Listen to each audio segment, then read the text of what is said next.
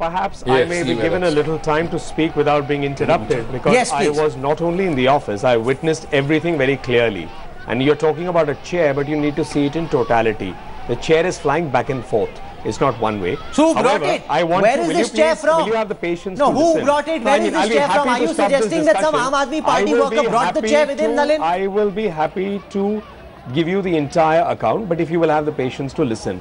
To start with, I did come to the BJP office, and I want you to hear the sequence. I did come to the BJP office. They were blocking the roads on Ashoka Road, the police. I made an entry from the rear end. By the time I parked my car and came, I heard there was a lot of noise, and when I went up to the gate, stones were already being pelted. One of our Karyakartas in the Yuva Morcha had a bleeding head. Another person was holding his thumb and running because it was bleeding. A lady was crying. There were others running helter-skelter. There was all-round panic. It is possible that some of it may have been returned back from there, but the stones didn't start from the BJP office. I want you to know, in central Delhi, neither on the road nor in the BJP office, ammunitions or stones are kept throughout for self-defense or attack. They must have come with the people. Second is, there's a SMS doing rounds in which clearly they had said that they would like their Aam Aadmi Party Karyakartas to come to the office and collect there. What is surprising is that no action was taking place. Today, the model code of conduct is under operation.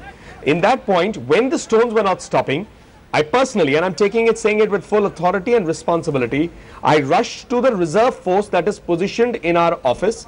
I told them immediately take the batons, since there is no action. They may storm our office. The situation may go out of control. Bring the shields with which we defend ourselves and let us open the gates and prevent them from coming in. You're almost seeming to be preparing for war. What's going on? Hold on, Mr. No, one second. You've said your piece. Shazia Ilni was on the other side of the fence. Shazia is here. Shazia, we are hearing from Nalin Kohli a completely different set of events from the ones that you described. Nalin, you've spoken. Now listen to Shazia. Let her counter what you're saying. Shazia, go ahead.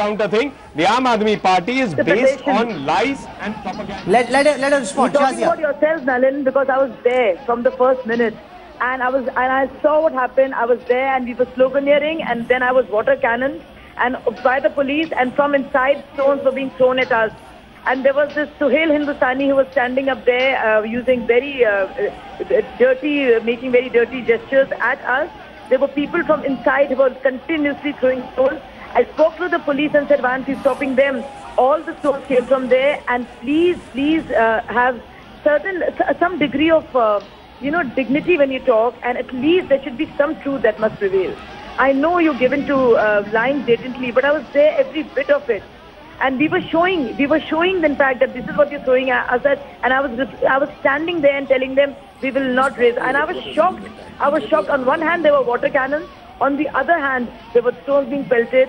And they were targeting, and so there was but the provocation lies, Shazia, in your very act of going to the BJP headquarters. Marching over there almost seems to be deliberately seeking a response in whatever way. And I don't condone violence in the least.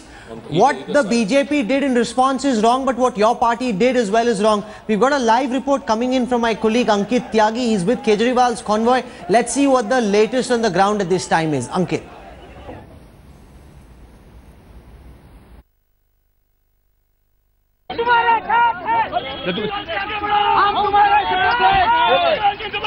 This is the windshield of the car in which Arvind Kejriwal was travelling, and it was smashed by BJP workers.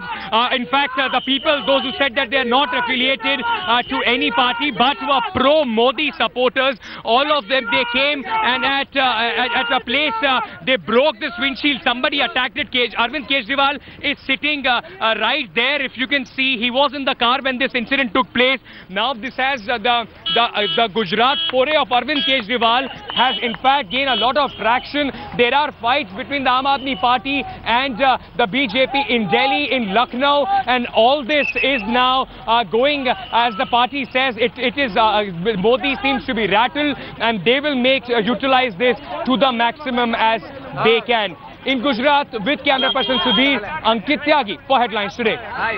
No, but this brings me back to the crucial question, and I want to put that once again to Nalin. Look at these pictures. There's a certain sense of unease, a certain sense of dissatisfaction with the fact that Kejriwal has landed up in Gujarat. He says, "मैं क्या कर रहा हूँ? मैं तो लोगों से पूछ रहा हूँ what's going on." Why is that not being allowed? Why is the response so violent, Nalin? Well, perhaps if you would like me to also put on a show of duplicity that Mr. Kejriwal is so good on, I can also put on a very humble face and say, हम भी क्या कर रहे थे? हम लोग तो party में शांतिपूर्वक थे, इनके लोग आए, हम तो सिर्फ ऑफिस में अपना काम कर रहे थे, फिर इन्होंने पथरावबाजी की, हमारे कुछ लोग जो हैं वो बहुत उनको दर्द हुआ, उनको चोट लगी. This kind of duplicity is one way. I think let's get down to the facts. Mr. Kejriwal can travel where he likes. He's a citizen of India. We have no problem with that, and we don't even care where he travels. But the point here is, their part of strategy is only create media hype and somehow be in the news. We are a media crazy organization. It's evident from day one. And if they want to run the democratic process through this kind of thing, they're entitled to. They are responsible for creating a situation and they have to take responsibility for it. I'm sure the Election Commission will look at the entire picture in totality. Okay, we must see a response. Reena wants to respond to what is being said by Nalin, because there's provocation both ways, but the original provocation, the original sin seems to be been carried out by the Aam Aadmi Party. So going to Gujarat by Arvind, that's provocation. You're no, marching to the BJP headquarters. No, it started from there. No, why was Arvind detained? But what you must remember, Reena, and you can't confuse people here, after the election conduct, after the model code of conduct comes into force, the police force doesn't respond to Modi, it responds to the Chief Election Commissioner. Rahul, both you and I know that who the police responds to in Gujarat. So are you saying the CEC is not in charge and that Modi is violating the election code of conduct? Within a couple of hours, no, but the police in Delhi does not respond to Aam Aadmi Party because it's under somebody's control. In Gujarat, it responds to Modi. Nalin ji is saying that we are a media crazy, media hungry party. If Arvind would have gone to Gujarat and none of this, what the BJP workers are doing, none of this would have happened, we wouldn't have gotten any coverage, no? We were not asking for coverage. We went there to just see what has happened in Gujarat. It's what BJP did. As a result of that, all the BJP didn't do anything. The cops detained you because you didn't have permission to protest. Why did BJP detain Arvind? There was no reason. No, but this is an important point and Nalin must respond.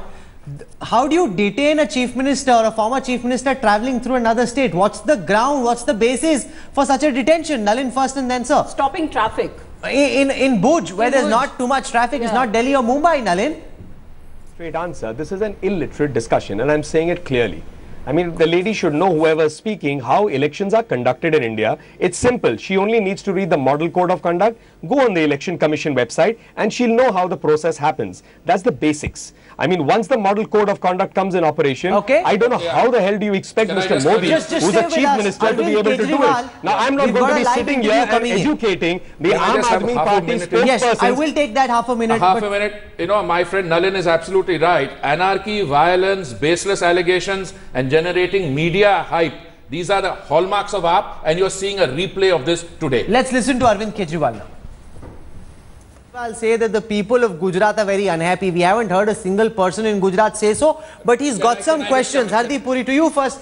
Why doesn't Modi either answer these questions or allow him to go about doing what he's doing? Mr. Modi is a serious man. He runs a state called Gujarat and he's the BJP's prime ministerial candidate. I don't see why he should stoop down to the antics of an anarchist. But can I come in on the... But what is this that's happening? Is that not counter-anarchy? That is a process they started. But can I come in on the... No, your protest is a process. Their protest is anarchy. No, there's us. Well, listen, don't encourage us to go down that road. But that's what you're doing, sir. Hold on. No, you can't preach to him if you're culpable for having committed the same sin. Hold on. Let's not get ahead of ourselves.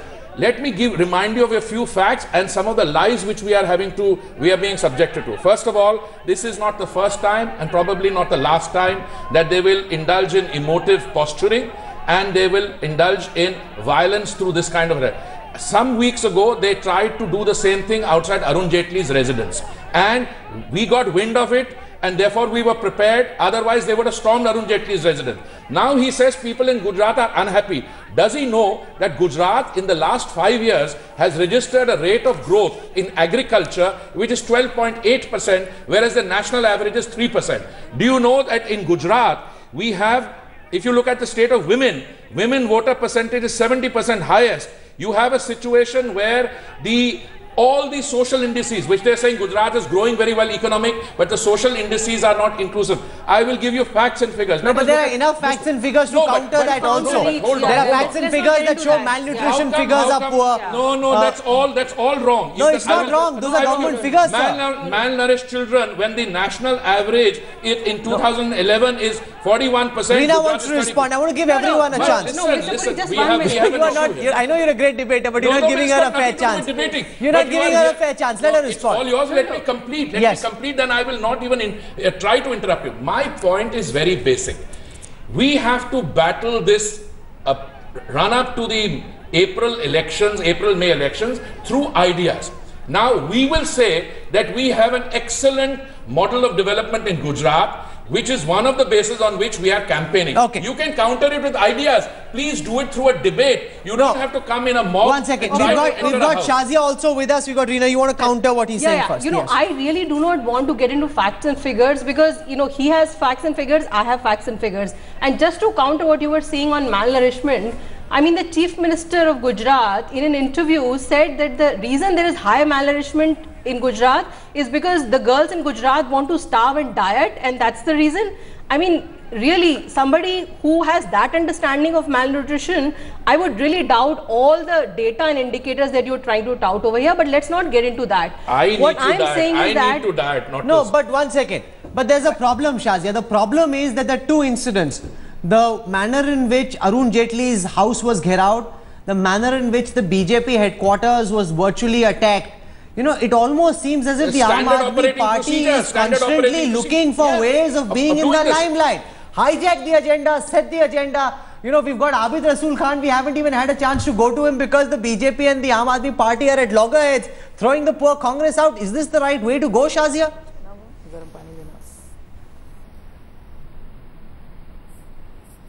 Okay, we just had a problem with that line. Let me go across in the meanwhile to Abid Rasool Khan to understand what you're making of the manner in which the BJP and the AAP acted, pushing the Congress into a distant corner, sir. Rahul, I would say that it is unfortunate, unbecoming of two parties who are trying to lay their claim to govern this great country. And what I would like to say is, why is this nervousness on part of Gujarat? The halo that has been built up as a development model, which we have been claiming always is not true, is being corroborated by another party which has gone there to see the development. When the development is there, they can showcase it, let people go around, have a look at it, and then take photographs and put it out into the media. But when there is no development, when there is abuse of human rights, when there are internal refugees staying in the state, this nervousness is justified, and I don't blame the BJP for being nervous. Like an Aam Aadmi Party spokesperson, and that's the irony. That's the irony. You're sounding Ardipuri says as a rational Aam Aadmi Party spokesperson, and this is unfortunate. But you've raised an important question. Shazia is with us. Nalin also. Nalin, to you first, and that's the question that is constantly being asked. Even if Kejriwal comes in that interview with a very humble poker face, he says, "मैं तो सवाल ही पूछ रहा हूँ, सवाल तो पूछने दो, क्यों मोदी को प्रॉब्लम हो रही है?" What answer does the BJP have to this completely disproportionate response to his presence in Gujarat, Nalin? Well, I mean, I'll be happy if you record my interview for the same length of time as you gave to Mr. Kejriwal, and you'll have every answer. I'm confident of it.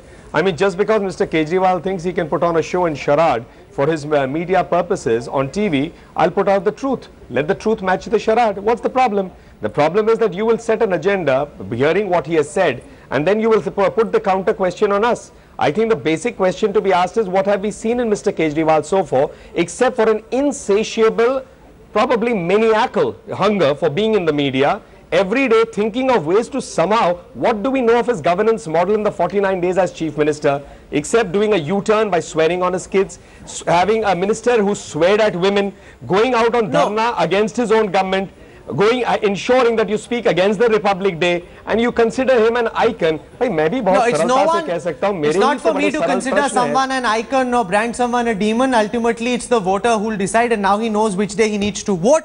But Shazia Ilmi is now with us. Will we next see Arvind Kejriwal, Shazia, go to Narendra Modi's chai pe charcha and say, "Meko bhi sawal puchna hai, bakiyon ko bhi puchna hai"? Now we'll see. This is theatre. You know, is this serious politics or is this theatre? Next he'll say, "You tell me where you're doing your chai pe charcha, I'll come and ask you questions." Shazia Ilmi. No, I think it's very important to ask questions, and anybody should be able to ask anybody questions. That's the whole idea of democracy. So I don't know whether Arvind will go for chai par charcha, but definitely there will be helicopters ki charcha on chai stalls now. We will be discussing as to where the helicopters are coming from, where the money is coming from, where the private planes are coming in from, how the coal pricing is being done, how the petrol prices are being before you came in, the one question you couldn't hear, which I want you to answer before I close this broadcast, is about the standing operating procedure being employed by the Aam Aadmi Party. Gherowing Jaitley's house in the capital, now going and doing the same at the BJP headquarters. Will this be the manner in which the Aam Aadmi Party will run this campaign? Hardeep Puri says contest, but do so on ideas. Let the fight be about ideas, not this business of somebody throwing a stone at someone, somebody throwing a chair at each other. Mr. Puri has very limited vocabulary and doesn't go... I think Mr. Puri has very limited vocabulary and he seems to have used the word anarchist several times. I would like to tell Mr. Puri that we will not use different kinds of words. None of them will be derogatory in nature. We will go and protest, but we will do it most, peacefully. We will ask tough questions, but we will not No, but what happened in Delhi was neither peaceful. No, Shazia, what happened in Delhi at the BJP headquarters was not peaceful. That was a deliberate act of provocation. It should have been a white flag demonstration with their hands tied to the back. That would have made an impact. I was standing there, you saw me getting water cannoned. You saw me getting water cannoned. You saw me raising slogans. Yes. Whatever happened later, whatever... Nalin, 20 seconds, I'm out of time. Chairs are being thrown in Final words, Nalin. Nalin Kohli. Yeah, only in 20 seconds I will tell you what I wish to say. I think that is why I called it nauseating duplicity of Mr. Kejriwal and his team, because there is such a massive gap between what they speak and what they put themselves out to be and what they do. Okay. They are a party interested not in governance. They are a party interested in tamasha and dharnas. Well, there are three things that have happened. AAP, like it or not, hijacked the agenda. There was an original act of provocation that could have probably been avoided. Now you can keep debating whether it's Modi police that did it or whether it's the EC police that did it. The police went in and detained him, which is what led to this halabaloo in the first place. The poor Congress has been sidelined in this entire debate, making it a Congress, giving them a rationale, but making it an Aam Aadmi Party versus Narendra Modi fight. And this is just the beginning. Just imagine what might happen if Modi were to contest from Varanasi and Kejriwal were to contest against him in eastern Uttar Pradesh. Maybe. That would just bring the house down quite literally and violently. I'm not so sure. Maybe. I am not so No, sure. we don't know what the voters might do, but there will be lots of theatre happening for sure. From the BJP We're slipping side, into a I'm break. I'm done with time on this program.